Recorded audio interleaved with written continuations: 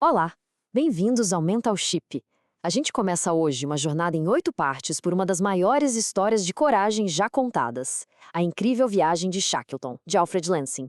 Nós vamos acompanhar a saga real de Ernest Shackleton e sua tripulação, homens que simplesmente redefiniram o que significa resistência humana. E esta primeira parte é sobre o fim do Endurance. Parem e pensem nessa frase por um segundo. É exatamente nesse cenário de completo isolamento que a nossa história começa. É o ponto de partida para a gente entender não só o que aconteceu, mas o que foi preciso para sobreviver ao que parecia impossível. Então, vamos lá. Antes de todo o desastre, existia um sonho. E não era um sonho qualquer, não. Era um dos mais audaciosos de toda a era heróica da exploração antártica, liderado por um homem obcecado pela glória, Sir Ernest Shackleton. Olha, a meta era gigantesca. A bordo do navio, que, ironicamente, se chamava Endurance, ou seja, resistência, Shackleton e seus homens queriam fazer o que ninguém nunca tinha feito: a travessia a pé da Antártida. Uma jornada de quase 3.000 quilômetros pelo continente mais hostil do planeta. E no começo, tudo era puro otimismo. Eles deixaram Londres em agosto, fizeram aquela última parada na civilização na Geórgia do Sul e, em dezembro, o Endurance finalmente encarou seu maior adversário, o labirinto de gelo do Mar de Weddell. Pois é, e foi exatamente aí que o sonho grandioso da travessia deu de cara com a realidade brutal da natureza.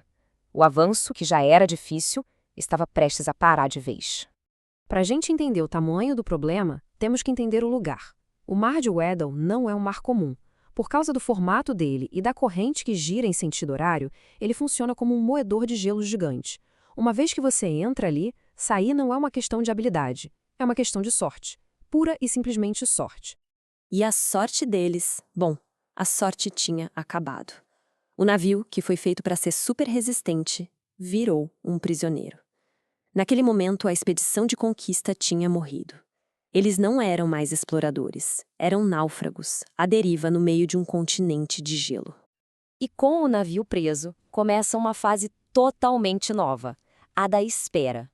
Meses e meses à deriva, numa prisão sem grades, onde a batalha de verdade acontecia na cabeça de cada um. Aquela esperança inicial, sabe, de que o gelo ia derreter logo, foi desaparecendo. No lugar dela, ficou a certeza assustadora de que eles passariam a longa e escura noite antártica flutuando junto com o gelo, sem a menor ideia de para onde estavam indo. Aí fica a pergunta: como se mantém o moral da equipe num isolamento desses? Shackleton era genial nisso. Ele sabia que o tédio podia destruir todo mundo. Então ele criou uma rotina rígida, quase sagrada, para combater a escuridão. Tinha de tudo: corridas com os cães, peças de teatro e até palestras com fotos de lugares quentes para tentar aquecer a imaginação. Só que, mesmo com toda essa rotina, a ameaça estava sempre lá. O gelo não ficava quieto.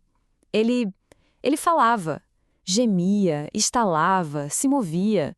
Esse trecho do diário do Capitão Worsley é arrepiante, porque mostra isso. O som do gelo era um lembrete constante da força inimaginável que controlava o destino deles. E depois de meses de espera, de gemidos, de estalos, essa força colossal finalmente decidiu dar o golpe final. A prisão de gelo estava prestes a virar a executora do navio. E o dia chegou. A pressão que eles tanto temiam veio com uma fúria inacreditável. O gelo que antes só abraçava o navio, agora começava a esmagá-lo. Essa frase do médico da expedição, o Dr. Macklin, diz tudo.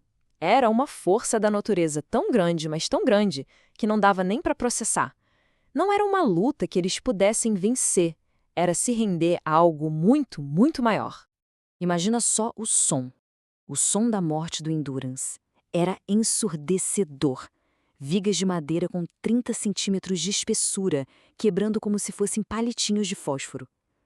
Cada estalo era um pedaço do sonho deles se desfazendo.